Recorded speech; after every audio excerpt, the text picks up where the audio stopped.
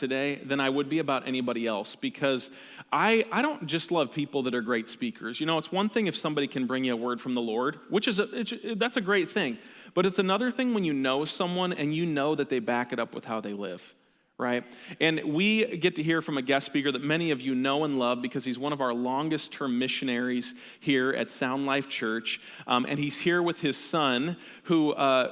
The last time he was here, I think in a church service, he was maybe 7 years old, and he's not 7 anymore. And so I'm just really excited to have both Sam and Chip Johnson with us this morning. Would you guys both stand? Sam and Chip, wave at us. And then Sam, would you please join us on the stage? Sam is going to speak to us this morning. And if you don't know Sam, if you're new with us, Sam leads what we call Priority One. And Priority One builds Bible schools all around the world for the under-resourced church. Whatever reason that there is no ability to equip leaders to lead the church, to evangelize the lost, to build churches in their communities, Sam goes and identifies, designs projects, funds those projects, and with the help of churches like us. And we've been working with Sam for a number of years now. 150 years. Yes, that's exactly right. And like I said, a man of complete integrity and honesty that is going to speak to us this morning about a special project. And Sam, I'm just telling you, we're a generous church. We want to be generous. So tell us how we can do that. But there's something else. Can I just say something else before I turn you loose? Yeah, please go ahead. Sam is also, I've asked him to share some things. You know, this guy's been in ministry a few years, apparently 150. But I've asked him to share some of the things that he's learned over a life of faithfulness. And I want you to listen this morning, not just about a missions project. I want you to listen with ears to hear what the life of a Christian should be characterized at. Because you might not be called to the same exact mission as Sam, but God has a mission for you. That's right. And when I hear guys like Sam talk about lessons they've learned along the way, I take some serious notes because I want to be as faithful, I want to be as fruitful as men like Sam have been. And so I want you to listen even for your own calling as Sam presents to us this morning. So Sam, thank you for being with us this morning. Can we welcome Sam as he comes? Thank you. I don't know why, for sure, God has so honored you with the finest pastors. Chip and I love Caleb and Jeanette. You are so blessed, and we are blessed this morning to be with all of you. The first time I came to this great church was in 1967. I know that's ancient history, so hang in there with me. But I came here when my brother Dan was pastoring, that was a different location from this one. And Joyce and I were on our way to Spain as missionaries. We had 3 little guys that God had given to us, and we felt that God would be pleased if we would dedicate the rest of our lives to Him. I knew at that time what God wanted us to do because I was born and raised in a godly home. We had studied the scriptures, followed the life of Jesus, and Jesus, at the age of 30, began his ministry with the most strategic plan that the world has ever known, and that was by calling to him disciples. He devoted 3 years of his life by imparting to them biblical truths. They studied the prophets. They studied how to walk on water. What a deal. How to feed thousands. How to minister to the lame. Jesus imparted to them that he had come to be the Savior of the world. They did not fully understand that. And they were hoping, because they lived under the Roman rule, as cruel as ISIS is today, they were hoping that Jesus would be the next ruler of the world, and they could be members of his cabinet, of his new government. Of course, Peter was practicing. He could cut off a man's sword with his ear with his sword, and he could probably be the Secretary of Defense. Then there was John the Baptist, who no doubt, and these guys were all jockeying for positions, but Jesus did not come to be the ruler of the world. He came to be the Savior of the world. And there's a big difference, ladies and gentlemen. And so even though they failed him at the very last when he needed them the most. He knew why he had come. He allowed his captors to take him.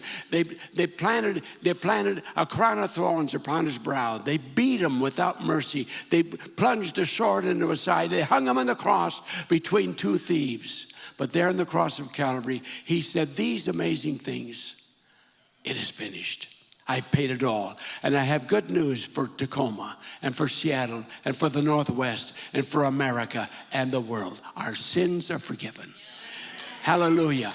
It's not because of penance. It's not because of missionary offerings. We appreciate them very much. But it's not because of any of that. It's because that Jesus Christ came and did what the Father had asked him to do. And so when Joyce and I left for Spain in 1966 and came here in 67, we knew that the answer for us was to go to Spain and help to create a Bible school where we could train leaders. There were only 5 Pentecostal churches at that time in Spain. This is unbelievable. And so God helped us to start the first Bible school that Spain ever had. God was very gracious to us, had given us favor with friends who helped to make it all possible financially as well. And so from that experience, God has helped us now to go around the world, and we've helped to build Bible schools in 55 countries. God's been very gracious. God's been very good to us and has given to me incredible health. A couple of times I had a little problem with cancer some years ago and hepatitis before that. But God has spared us. God has given to us great health. My mother lived to be 102, and so I tell everybody I'll be back. If invited. So God has blessed us, and God has given to us 3 amazing boys. Our youngest son is just now preparing to go back to East Africa one more time with his wife and family as missionaries, Matt and Lucy, to a country that does not love Jesus at all. They hate Jesus, but he's willing to go and to teach them and train them by using other means than a public service like this, which they cannot do, and share with them the cause of Jesus Christ. God's been so good to us, give to us a wonderful son who lives in Charleston, South Carolina, and leads a great landscaping business. We all love landscapers. They don't come cheap anymore, but he's the best. And then our oldest son, Chip, is here with me, has just been and introduced you this morning. Because I realized, ladies and gentlemen, a couple of years ago, I'm a slow learner, but I realized as I got a little older that I couldn't stop the clock. I don't like that, but I couldn't stop the clock. I love what I'm doing. I love what we've done, but I just needed to make sure that this ministry that God has given to us, which leads all ministries of our fellowship and building Bible schools around the world, obviously, and that God would help us to carry this ministry on. So Joyce and I, after working closely with Chip and Melissa for a number of years, he is a graphic artist, is a director, is a producer of films and videos. We said, Chip, would you please consider carrying on the ministry of Priority One? So this year, we're in a year of transition.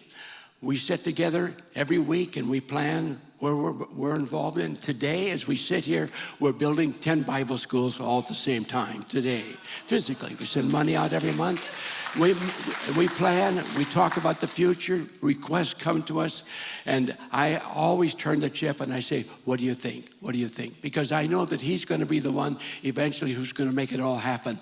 And so we're awfully delighted that Chip could be with us this morning and come and share with you. God took us from Spain and then to Portugal. That's when I came back in 1972, and Chip was just 6 years of age at the time. And we landed here in Seattle, and I came and I shared with you that we'd received an invitation from the Portuguese Assemblies of God. When I went to Portugal and living in Spain, I went back and forth several times at their invitation. I found the Assembly of God Church in the city of Lisbon had 60 congregations. You now have 3. God love you. Keep it going. 60 congregations, and only 3 full-time pastors. So I said, you people need to have more pastors. They said, it's a brilliant idea. Yes, but how are we going to do that? I said, the answer is to develop a training center. Invite the finest, the brightest, and teach them and train them and fill those empty pulpits. Oh, they said, that's a brilliant idea. Yes, and we want you to come and build the school for us. I said, well, so we prayed about it, and Joyce and I said, yes. we'll do that. We came here, we landed right here in the city of Tacoma, 1972, and you folks helped to do what I'm going to show you right now, and that's the magnificent Bible school that God helped us to build in the country of Portugal. You've seen this picture, those of you who attend here regularly, you've seen that many times, but here's the great news. I was there with Joyce last year for their graduation. I don't know if it was 48, 47, 46. I'm not that smart to have counted how many graduations we've had, but a number of them. And while I was there, this is what I learned, that the man who's today the head of the Assemblies of God for the country of Portugal is also our first student from the Bible school. He pastors the largest church in the city of Lisbon and has 20 additional churches. 20 additional churches. And so, did I say 20? 20 additional churches. And the Pentecostals is the largest Protestant denomination in the country of Portugal today. Ladies and gentlemen, it only happens one way, and that's because of trained leadership. I have great people who go and do all other ministries are to be praised and to be supported. But if you want to build the church, ladies and gentlemen, the most important way is to train leadership in order to do that. And so God helped us to create this school, and not only from there, but he took us on to countries that I have shared with you in the past, but I want to give you just a glimpse of it all today. And that secondly, from there, we went on to the country of Romania. Communism had fallen. We received an invitation. Could you come to Romania and help us? And we went and we built this magnificent Bible school. Today in the country of Romania, there's 2,000 strong Pentecostal churches for the glory of the Lord Jesus Christ. Possible only because of trained leadership. And from there, we went to Albania. Albania, this is interesting because Albania is a country much like North Korea is today. You can't go to North Korea, nor do you want to go there, but if you went, you'd never get back out, as we just recently found out by one of our servicemen. You can't get out of North Korea. That's the way it was in Albania in 1989. You couldn't get to Albania. You couldn't get a visa to get in there, and you couldn't get out. They were prisoners to the man who controlled the country. But then, as communism fell, they were able to capture this dictator, dispose of him, and religious liberty became a reality in the country of Albania, and we were able to build this fantastic, from the ground up Bible school in the country of Albania. In the country of Albania. There it is, in the country of Albania. For a minute, I was getting worried. The Lord took us from there to Russia. Now, this is very significant, and I know I've showed you this to you before, but listen to me. We're not going to Russia today. We can't go to Russia today, but we were able to go, and we were able to build this Bible school in Russia that gave to Russia 300 church planters in Russia. And so from there, God took us to the country of Georgia. Now, the Republic of Georgia is a country that lies just south of Russia, Putin, that's the fella over in Russia. And by the way, Mr. Putin is not a happy man. He lost the Republic of Georgia, and he went down during the presidency of George Bush, the second, and went down to try to reclaim and take it back, and we were able to repel that. Mr. Putin is not, I'm not sure that you'd be happy either if your name was Putin. I mean, just think about it. But he's not a happy man, and as we know now, because he's gone into the country of Ukraine, he said, it belongs to us, this is our country. But they're repelling the forces of the Russian army today in the country of Ukraine. But you and I were fortunate. You helped me build the finest Bible school that Ukraine has ever had. See a picture of it today on the screen, and I'm happy to tell you that even today, with all the bombs, with all the war, with all that's happening, it has not been touched. I believe that God has built a hedge around it and preserved that Bible school for his glory and for his honor in the country of Ukraine. And so God has helped us to do that. You see, God taught us in all of this that, number one, faith must have a purpose. You have to have a strong reason to do what you do. Hebrews chapter 11, verse 1 says, faith is the substance of things hoped for, the evidence of things not seen. So I ask all of you this morning, what is it that you are hoping for? What is it that you're hoping for? Faith must have a strong purpose. Well, I'd like to do this, and we all like to do, but that's not a purpose. You have to have a purpose. Because you are going to meet obstacles, you're going to meet testing, you're going to meet trials, but through all of that, your purpose will always win. And we knew that our purpose was to train men and women around the world for the gospel of the Lord Jesus Christ. So God helped us to, first of all, learn from the gift of faith that our faith must have a purpose. That's why we've continued now in the country of Burkina Faso. We just recently finished building the seminary that you see on the screen this morning. Not only the building, but the dormitory for it. We've invested over $1 million in those two buildings alone. Why? Listen to this. Our missionaries went to Burkina. This is a country in West Africa, by the way, where the Muslims do not love them. They invaded them 2 years ago, came down and killed some of our Assemblies of God pastors, decimated hundreds of churches. And what did the Assemblies of God of Burkina Faso do? They took the Bible school that was on the border between them and Mali, and they moved it down into the center of the country, and they started all over. And today, ladies and gentlemen, in Burkina Faso, there are 8,000 Assembly of God churches, 2 million believers. Why? Why? Because of purpose. Faith always has an objective. Well, I'd like to do it. No. You have to have a defined purpose. And this is applicable to all of our lives. I had this purpose. This is what I really want to do. And, well, where do you want to study? Well, what do you want to study? Well, what do you want to do? Well, until we decide, it will never happen. We must have a purpose for our lives, a purpose for our family, a purpose for our marriage. By the way, Joyce and I just celebrated 62 years of no. Wonderful. I was preaching in Mankato, Minnesota, a month and a half ago. Wonderful church. The close to the service, there's a young man in the foyer, because I'd mentioned we'd been married 62 years. He said, Reverend, could I have just a minute? Yes, of course. He said, tell me, what was the secret of your marriage 62 years? And I said, young man, remember this. This is it. 2 words. Yes, ma'am. Yes, ma'am. Yes, ma'am. Yes, ma'am. Yes, ma'am.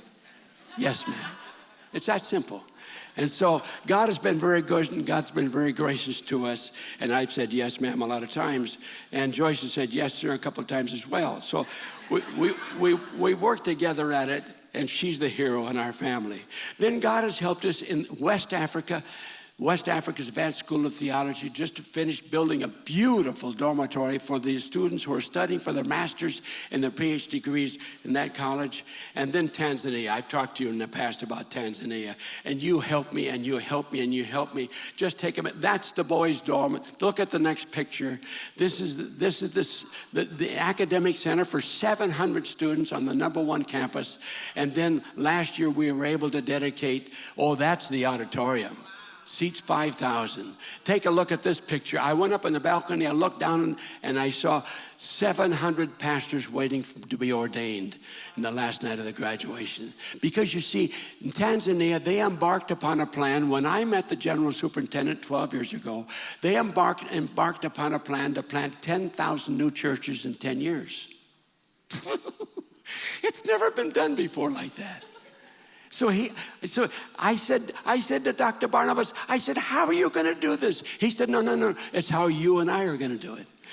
So I took the bait, and you came along and you helped me, and we built and we built and we built. They completed the 10,000 churches. Then they took 2 years to fast and pray. God, what do you have in store for us? And then they said, we're going to start in the next 13 years, 30,000 new churches.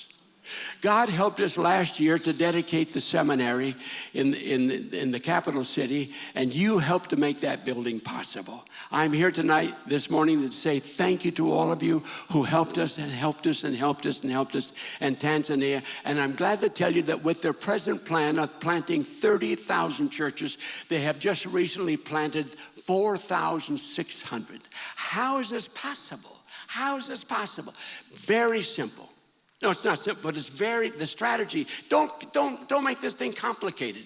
The strategy is simple. You got to train leaders. You got to train leaders. So we, along the way, have helped them to start also 72 church planting schools, where they take a person who volunteers, take them and they teach them and they train them and they help them go out and start a church. Then he comes back to one of our 6 Bible schools and finishes grade 2 and grade 3, and then he's ordained.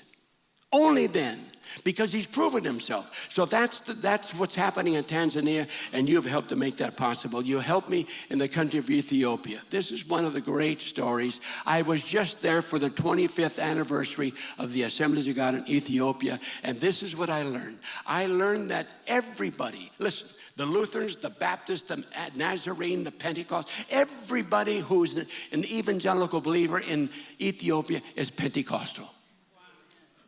Let me try it on this side.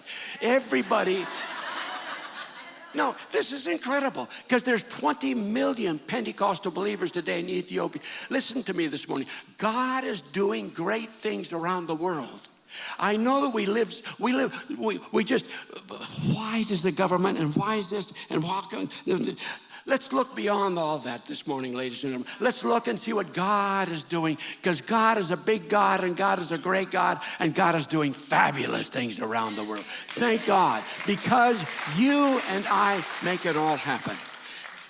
And then I told you how Huldah Buntain called me and said, could you help me in Calcutta, India? We went to Calcutta and we built this beautiful facility. And then I said, let's have a dedication. We're going to have a dedication of this building in India. And she said, you can't leave yet. I said, why not? She said, because the girls can't sleep in the same building with the boys. Well, I said, they'll get together eventually.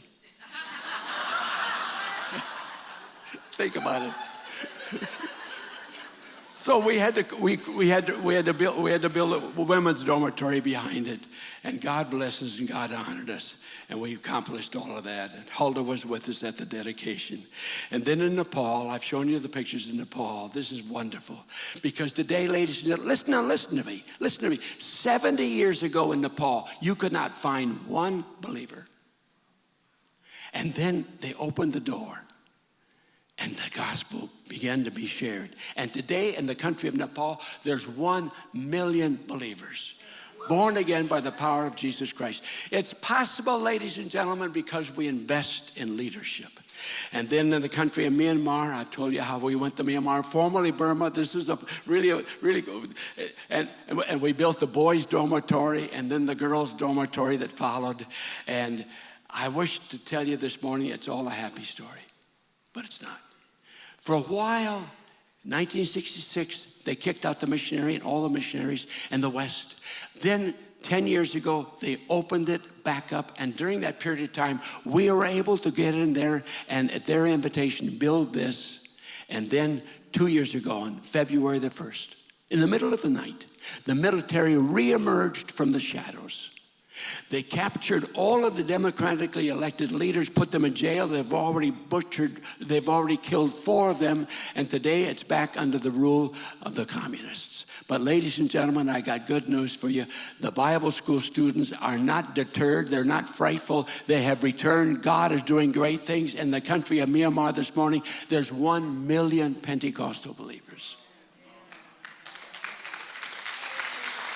To God be the glory. And so we thank God for that. Cambodia. We invested also. You helped me in Cambodia. Do something significant there. So what I've learned, number one, is, ladies and gentlemen, faith must always have a very strong purpose. Number 2, faith always risks something. Faith always risks something.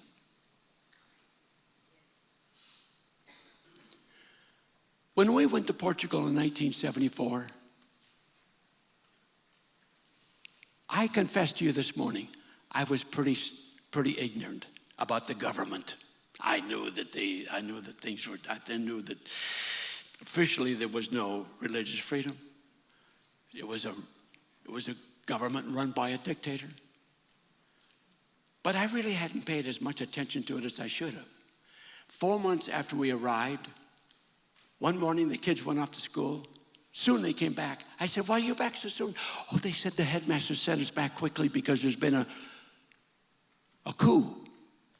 And the military has overthrown the government. The headmaster at the school said, put the kids close the doors, pull down the shades.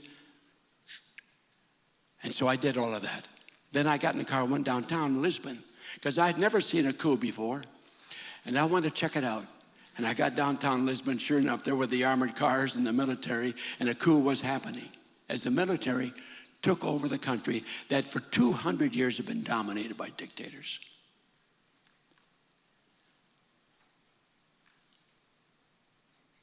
We were building a Bible school.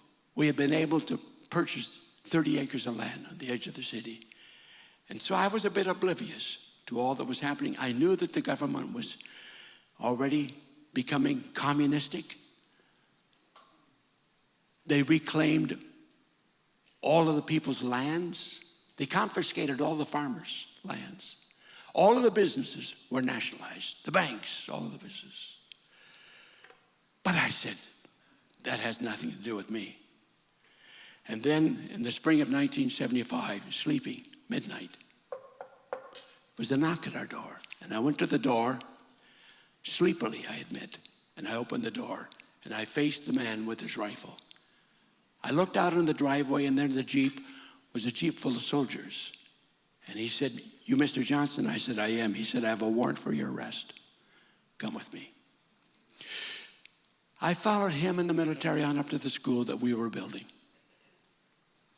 I sat in the little converted cow barn that we had with the captain. We waited as the soldiers searched the 30 acres because you see, you are looking this morning at a CIA operative. This is what they said. I never got paid for it, but this is what they said. This is what they said. They said, this is what the townsfolk, they said we did. We had 2 windmills on their property. At the second windmill way up the top, we had a red light. And when the American planes would fly over, we would signal to them with the red light, and they would open up the doors and drop all the arms. And we're gathering all the arms, and we're going to have a counter-revolution. Nonsense. Look at this face. Do I? No. But that's what they said. And they were serious. And one by one, as the dawn began to come upon us, the soldiers came back and they said, Capitán, Capitán, Capitán, no podemos encontrar nada. Can't find anything. No, because we'd never hidden anything. And he signed a release and let me go. But it didn't get better, ladies and gentlemen, it got worse. And we knew that the government was closing in. And one day, Joyce and I sat on the couch by ourselves. We never shared this with the children. And we said, is it time for us to go back to the safety of America and the freedoms that we have? Or should we stay and persevere? We prayed. And God clearly indicated to us that he'd never leave us nor forsake us. And we stayed. And you see the results of risking something. You must risk everything if you're going to accomplish what God calls you to accomplish. We risked it. And today, God is blessing Portugal because he has never left them, never left us, and never left you.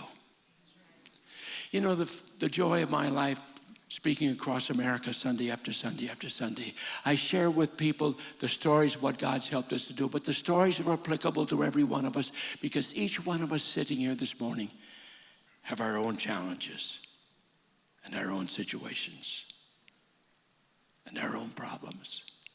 And so what I share with you this morning, it's not just for a Bible school overseas, but it's for every one of us. God is able this morning, ladies and gentlemen, to help you with your crisis, to help you with your marriage, to help you with your job, to help you with your finances, to help you with your kids.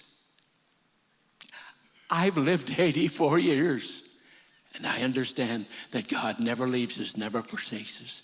He'll always be with us. So faith always must risk something. Number 3. Faith always confesses what it believes. Faith always confesses what it believes. Pastor, I have no idea how much time I have left. Where am I? I got 5 minutes? Faith always confesses what it believes. Faith always confesses what it believes. I was preaching for a very dear friend in Tulsa, Oklahoma. The pastor had been there for 18 years. And on his 18th year, the church honored him with a brand new Cadillac. Just suggesting, Pastor Caleb. You got a long ways to go. He told me how his wife said, honey, would you take the car and go get some groceries? So on a Saturday, went shopping, and it turned into a couple of bags of groceries. You know how it is. You go for a bottle of milk, and you come back with $100 worth of purchases. And the busboy, the young man there at the counter said, Reverend, can I help you? Yes. So he helped him with the groceries and took him to the car. After they closed the doors, the young man, 18 years of age, ran his hand down the side of the car. He said, wow, what a beautiful car. And of course the pastor stood there very humbly. And the young man said, you know, Reverend, I got one at home just like it. Oh, really? He said, yes, because I've been confessing it. Oh, God love you. That's water right from the fountain of life. Well, the pastor went along with, how do you like it? Oh, he said, well, I don't really own it. I'm just confessing it. Now, listen to me closely. We live in America today where every one of us in this crowd could buy a Cadillac. If that was our objective, if that was our purpose, if that was our plan. But I'm here to tell you this morning that we have a greater objective than just buying things. Our objective, ladies and gentlemen, is to do something greater than material things, because what we have gathered together will stay right here when we all rise with him. Faith always confesses what it believes. If you want to confess for a Cadillac, hey, I'm not against it. No, don't misunderstand what I'm saying. I love Cadillacs. I love, anybody want to, no. But our objective, our faith, ladies and gentlemen, must be at a greater level than the things of this life. Faith always has a purpose. Faith always risks what it believes. Faith always confesses. And that's why we continue to do what we do, because we believe that the world is lost without Jesus. And the answer to tell the world about Jesus is to train leaders. That's why we do what we do. We just returned from Burkina Faso. You helped me in Burkina Faso. You helped me in Burkina Faso. That's the place where we are. We have 8 Bible schools. The adult Bible schools, the adult, the male student, I should say, the male student brings his wife and his children, and they give him a room 9 by 15 in which to live. I was just there at their graduation. They had 5,000 at the graduation service. It was unbelievable to see all that God was doing there. These students who are happy to live in a room, sleep on the floor, eat on the floor, 9 by 15, because God is doing great things. See, they've risen above the material things. They're pursuing him. And today in the country of Burkina Faso, there's 8,000 churches, 2 million believers. I just shared that with you. Good stuff. Good stuff. Possible, ladies and gentlemen, because faith always risks something and it confesses what it believes. Number 4.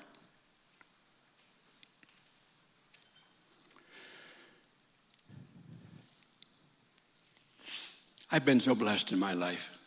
I've met a lot of wonderful people. I have heroes, you have heroes. And 2 of those heroes in my life were Mark and Hulda Buntain. Many of you nod your head this morning and you know the name. You may never met them. Mark Buntain and Holland went to India 60 years ago. They saw the hungry. They began to feed them. And from that day until today, they have a ministry in Calcutta, India that feeds 10,000 people every day. They started over 200 schools, 200 churches they planted. And then Mark had an idea. We need a hospital for these people who can't afford a hospital. And he built a 7-story hospital. Unbelievable. The faith of this man. And he pushed so hard that ultimately his heart collapsed and he died instantaneously. Huldah was out of the country. She raced back for the funeral. And at the close of the funeral, by herself, she went up into the office and she found the plans that had just been approved by the city of Calcutta. Today, a city of 18 million people. Approved to build the new church. You talk about approvals. And she took those plans and she built that incredible 7-story building.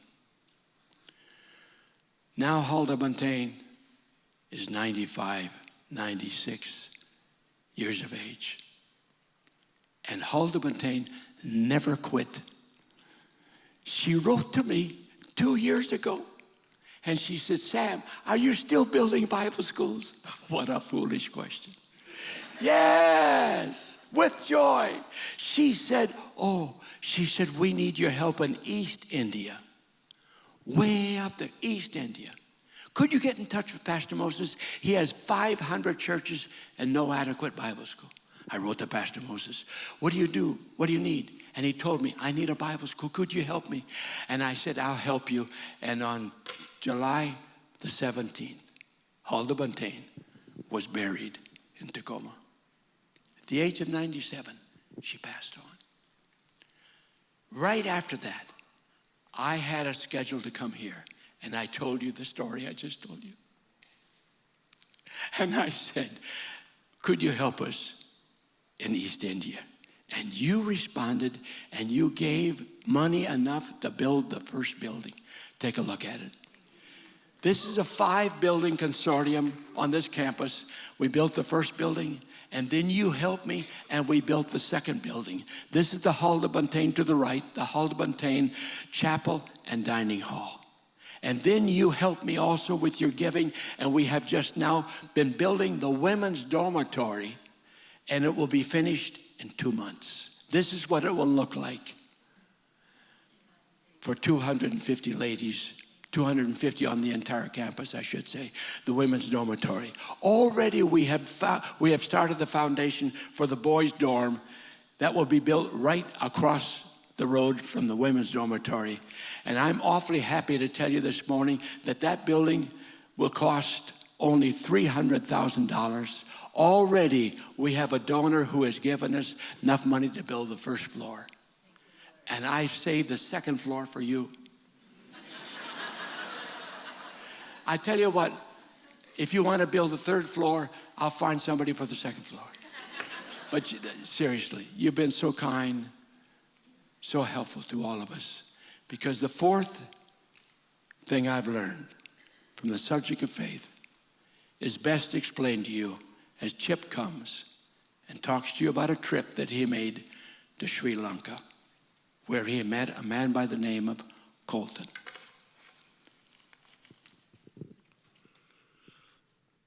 Number 4 is the word obedience. And a few years ago, I had the privilege of sitting Sister Huldah Buntain down for an interview. I was shooting a short film about her life. And I was looking for, sometimes we lift these people up so high because of the amazing things that they do. So in the interview process, I'm trying to find her superpower. What's that amazing gift that she has? And she had many. But I came away from that interview with an answer that I wasn't expecting. And the word was, she was obedient. Every story she told, you could hear the hesitation. She would say, I didn't want to do that. But God said, do that. And so even for us, sometimes we can see these people in these high positions and think that that doesn't apply to us. Sometimes it's just, are we supposed to be looking at a new job? Maybe there's someone we need to forgive. So a few years ago, we heard about another story in the island nation of Sri Lanka. It's down off the southern coast of India. And we'd heard about this man named Colton. And by now he was in his 80s. So we went to interview him about his story, and you're going to see that in a minute. But he invited us into his home. We ate a meal together, heard all of his stories. And then he invited us into his bedroom, said, here, you can shoot the interview in here. So what you'll see, that's right in his bedroom. He shared this story with us. Please look at the screens.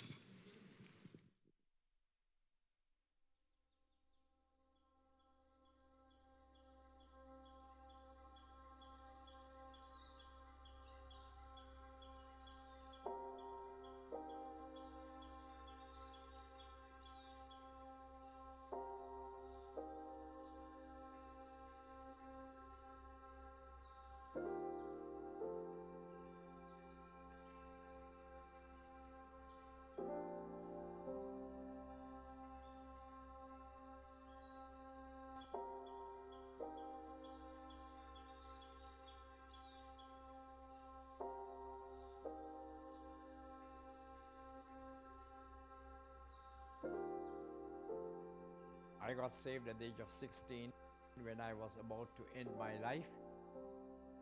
A real miracle took place. I was a soul winner in a totally Buddhist village, and I had many people saved, healed, demons cast out, and miracles taking place without even the knowledge of the Bible. But later on, I was losing the grip that I had on this marvelous, glorious gospel, and the Lord awakened me. And then I was ready to go to Bible school, but the Bible school would not accept my application. For 3 years I applied. They refused to accept me. They said, you have no qualification. One day, the principal of the Bible college came to preach in the village church. At the end of the message, he came to me. He said, Colton, I'll give you 3 months to audit classes. It became 6 months, 1 year, 2 years. My father died. I had nobody to pay that small amount for my boarding and for my courses. I prayed earnestly. I said, God, you know my heart. Please help me to stay. I came to the last day. I packed my bag. Following morning, I tapped at the door and I said, Sister Graves, I want to talk to Brother Graves. So when you say you want to talk to the principal those days, you shiver in your boots. Brother Graves came out. He patted me on the back. He said, come to the office. I went. We normally those days stand before our superiors in respect. He said, take a seat.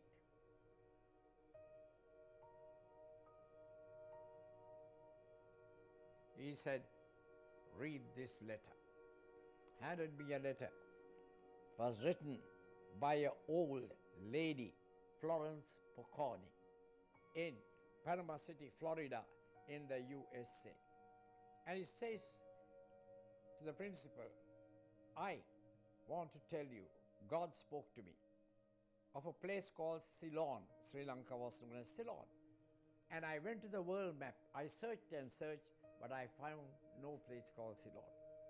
I wrote to DFM in Springfield, Missouri, asked them whether they had a Bible school.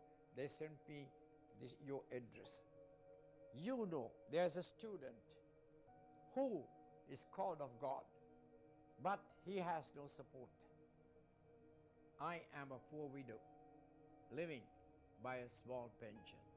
But I thought I must support this student. I have no bank account. Therefore, I can't send you a check. I'm enclosing these dollar bills. And I pray that God will help you to pay this student and to keep him till he get graduated. I read that letter, I burst out in tears. I am just leaving out of Bible school, and here this money is handed.